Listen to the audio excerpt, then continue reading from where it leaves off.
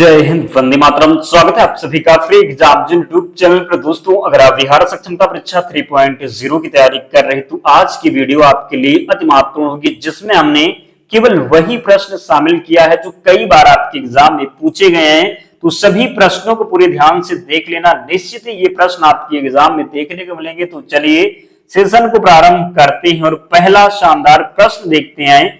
गोदावरी नदी कहां गिरती है? तो बंगाल की खाड़ी में गिरती है गोदावरी नदी। किस तत्व की परमाणु त्रिज्या सबसे अधिक होती है? तो लिथियम की परमाणु त्रिज्या सबसे अधिक होती है। वेटिंग फॉर ए वीजा किस व्यक्ति की आत्मकथा है? तो ये प्रश्न कई बार आपके एग्जाम में रिपीट हुआ। वेटिंग फॉर ए वीजा किस व्यक्ति की आत्मकथा है? तो वी.आर. अंबेडकर सही उत्तर हो जाएगा। सुंदरी वृक्ष कहां पाए जाते हैं? तो गंगा ब्रह्मपुत्र डेल्टा पर पाए जाते हैं सुंदरी वृक्ष। और एक बात दोस्तों, आप लोग वीडियो देख लेते हैं, ना ही लाइक करते हैं, ना ही चैनल को सब्सक्राइब करते हैं। तो आपसे विनम्र निवेदन है, प्लीज आप लोग भी सपोर्ट करें ताकि हमें भी मोटिवेशन मिल सके। तो आप लोग जल्दी से वीडियो को लाइक कर दें और चैनल को जरूर सब्सक्राइब कर लें। पीडीएफ हम आपको टेलीग्राम चैनल पर प्रोवाइड करवा देंगे, वहां से रिवीजन कर लेना। सत्रिया किस भारतीय राज्य का शास्त्रीय नृत्य है? तो जब सत्रिया की बात होगी तो ये असम का हो जाएगा। कहां का? तो असम का हो जाएगा।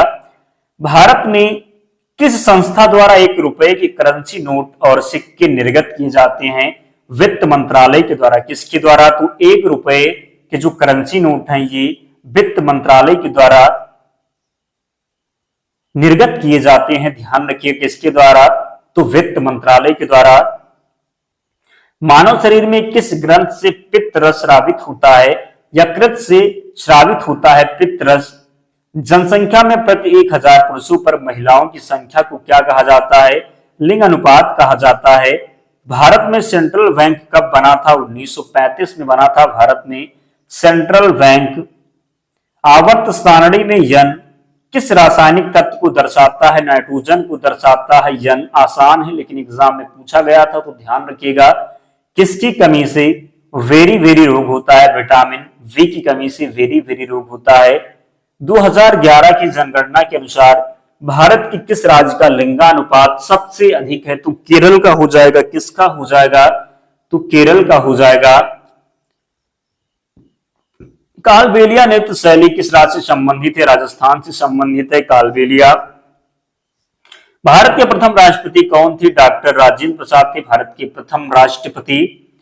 प्रथम लोकसभा स्पीकर कौन थे? तो गणेश वासुदेव मावलंकर थे प्रथम लोकसभा स्पीकर। प्रथम महिला लोकसभा सचिव कौन थी? तो स्नेहलता श्रीवास्तव। कौन? तो प्रथम महिला लोकसभा सचिव थी स्नेहलता श्रीवास्तव। भारत की प्रथम महिला राष्ट्रपति कौन बनी थी? तो श्रीमती प्रतिभा देवी सिंह पाटिल बनी थी भारत की प्रथम महिला राष्ट्रपति। प्रश्न पूछा जाए कि प्रथम महिला प्रधानमंत्री कौन बनी थी? तो श्रीमती इंदिरा गांधी। प्रथम महिला राज्यपाल कौन थी? तो सरोजिनी नायडू थी प्रथम महिला राज्यपाल।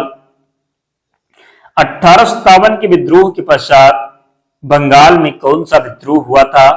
नील विद्रोह हुआ था। 1857 के विद्रोह के पश्चात बंगाल में कौन सा विद्रोह हुआ था? नील विद्रोह हुआ था।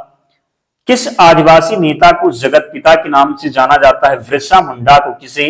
तो किस आदिवासी नेता को जगत पिता के नाम से जाना जाता है? बिरसा मुंडा को। कूका आंदोलन किसने संगठित किया था? गुरुराम सिंह ने कूका आंदोलन संगठित किया था। बिरसा मुंडा किस राज्य से संबंधित है? तो झारखंड से संबंधित है बिरसा मुंडा। महाराष्ट्र में कौन सा विद्रोह हुआ था? भील विद्रोह हुआ था महाराष्ट्र में। मोपला विद्रोह कहां हुआ था? केरल में हुआ था मोपला विद्रोह। स्वराज को राष्ट्रीय मांग के रूप में सर्वप्रथम किसने रखा था? दादा भाई नौरोजी ने स्वराज को राष्ट्रीय मांग के रूप में रखा था। भारतीय राष्ट्रीय कांग्रेस की स्थापना के समय भारत का वायसराय कौन था? डफरिन था।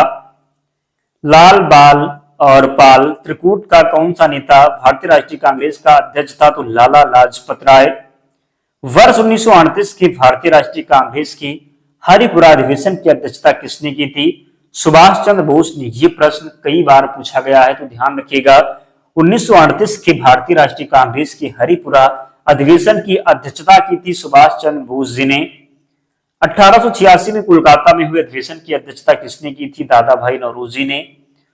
भारतीय राष्ट्रीय कांग्रेस के प्रथम पारसी अध्यक्ष कौन थे? तो दादा भाई नौरोजी थे भारतीय राष्ट्रीय कांग्रेस के प्रथम पारसी अध्यक्ष। 1917 के कोलकाता अधिवेशन की अध्यक्षता किसने की? एनी बेसेंट ने। महात्मा गांधी से संबंधित एकमात्र अधिवेशन कौन सा था? तो वेलगांव अधिवेशन था महात्मा गांधी से संबंधित। कब किया था? तो इसकी जो अध्यक्षता की थी महात्मा गांधी ने 1924 में। अगला है, सबसे अधिक मार्ग बदलने वाली नदी कौन सी है?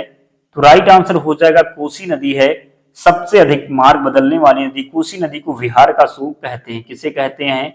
तो कोसी नदी को विहार का सूप कहते हैं।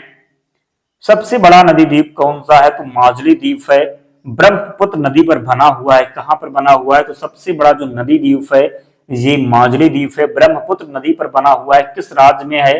तो असम में है। कहां पर है? तो असम में है। सबसे लंबा बांध कौन सा है? तो हीराकुंड बांध है। कहां पर है? तो उड़ीसा में है। सबसे लंबा बांध कौन सा? हीराकुंड बांध। कहां पर है? तो उड़ीसा में। सबसे ऊंचा पूछा जाए तो कमेंट करके बताना है आपको। सबसे लंबी नहर कौन सी है? तो इंदिरा गांधी नहर है, राजस्थान में है। सबसे लंबी तटरेखा वाला राज्य कौन सा है? तो गुजरात हो जाएगा सबसे लंबी तटरेखा वाला राज्य। दक्षिण भारत की सबसे लंबी नदी कौन सी है? तो गोदावरी नदी है दक्षिण भारत की सबसे लंबी नदी। लोकलेखा समिति अपनी रिपोर्ट किसे प्रस्तुत करती है? लोकसभा अध्यक्ष को प्रस्तुत करती है लोकसभा लोकलेखा समिति अपनी रिपोर्ट। संसद के 2 सत्रों के मध्य आधिकारिक अंतराल कितना होना चाहिए? तो 6 महीने का। भारतीय संसद की संप्रभुता किसके द्वारा प्रतिबंधित है? तो न्यायिक समीक्षा से। किससे? तो भारतीय संसद की संप्रभुता किसके द्वारा प्रतिबंधित है? न्यायिक समीक्षा से। संसदीय व्यवस्था में शून्यकाल किस देश की देन है? तो भारत की देन है शून्यकाल। सदन की कार्यवाही का प्रथम घंटा क्या कहलाता है? प्रश्नकाल कहलाता है। सदन की कार्यवाही का प्रथम घंटा प्रश्नकाल कहलाता है। उच्चतम न्यायालय के न्यायाधीशों की संख्या में वृद्धि करने की शक्ति किसे प्राप्त है? तो संसद को प्राप्त है। किसे प्राप्त है? तो संसद को प्राप्त है। सर्वोच्च न्यायालय के न्यायाधीशों की सेवानिवृत्ति की आयु कितनी है? तो 65 वर्ष है सर्वोच्च न्यायालय के न्यायाधीशों की सेवानिवृत्ति की आयु। सर्वोच्च न्यायालय की स्थापना एवं गठन का प्रावधान किस अनुच्छेद में है? अनुच्छेद 124 में। भारत के सर्वोच्च न्यायालय की स्थापना कब हुई? तो 28 जनवरी 1950 को भारत के सर्वोच्च न्यायालय की स्थापना हुई। भारत के सर्वोच्च न्यायालय की कार्यवाहक मुख्य न्यायाधीश की नियुक्ति कौन करता है? तो राष्ट्रपति करता है। महात्मा बुद्ध द्वारा किए गए प्रथम उपदेश को क्या कहा जाता है? तो धर्म चक्र प्रवर्तन कहा जाता है। क्या? तो महात्मा बुद्ध द्वारा किए गए प्रथम उपदेश को क्या कहा जाता है? धर्म चक्र प्रवर्तन कहा जाता है।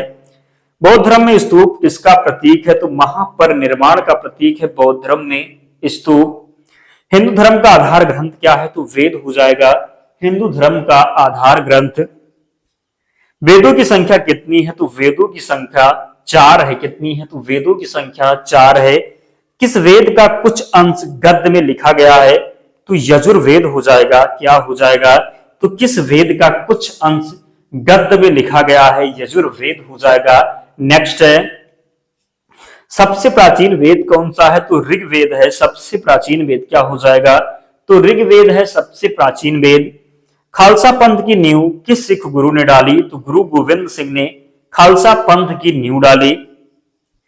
अगला प्रश्न है, किस सिख गुरु ने हरमंदिर साहिब की स्थापना की थी? तो गुरु अर्जुन देव ने हरमंदिर साहिब की स्थापना की थी। हजारा राम मंदिर किस राज्य में स्थित है?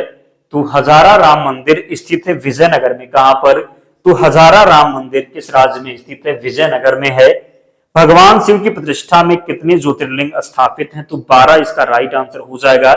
आप सभी में से बहुत से ऐसे हैं जिन्होंने अब तक वीडियो को लाइक नहीं किया है, तो आप सभी से विनम्र निवेदन है कि जल्दी से वीडियो को लाइक कर दें और चैनल को सब्सक्राइब कर लें, क्योंकि बहुत मेहनत लगती है कि प्रश्न को कलेक्ट करने में।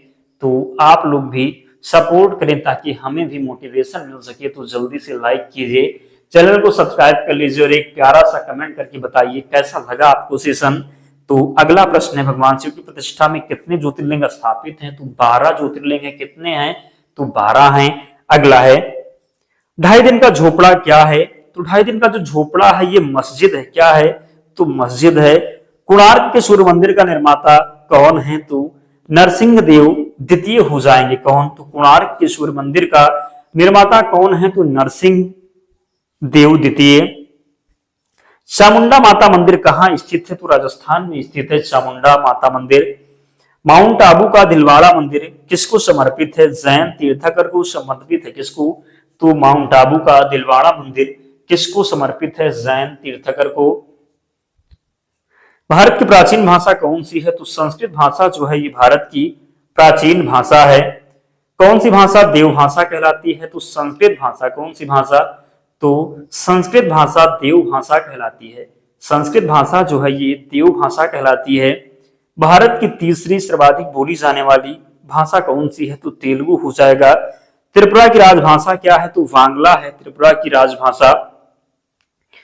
संघ शासित प्रदेश लक्षद्वीप की राजधानी जो है राजभाषा पूछा गया, लक्षद्वीप की राजभाषा क्या है? तो मलयालम है। क्या है? तो मलयालम है। संघ शासित प्रदेश लक्षद्वीप की राजभाषा कौन सी है? तो मलयालम है। संविधान की 8वीं अनुसूची में मूलतः कितनी भाषाएं शामिल थी? तो 14 भाषाएं शामिल थी। 8वीं अनुसूची में पूछा जाए कि वर्तमान में कितनी भाषाएं हैं, तो 8वीं अनुसूची में वर्तमान में 22 भाषाएं हैं। कितनी हैं? तो 22 भाषाएं। और मूलतः कितनी थी? तो 14 थी। उर्दू भाषा का शब्द है तो तुर्की का शब्द है। किसका? तो उर्दू जो भाषा है ये उर्दू जो है किस भाषा का शब्द है? तो ये तुर्की हो जाएगा। मुगल काल की राजभाषा क्या थी? तो फारसी थी मुगल काल की राजभाषा।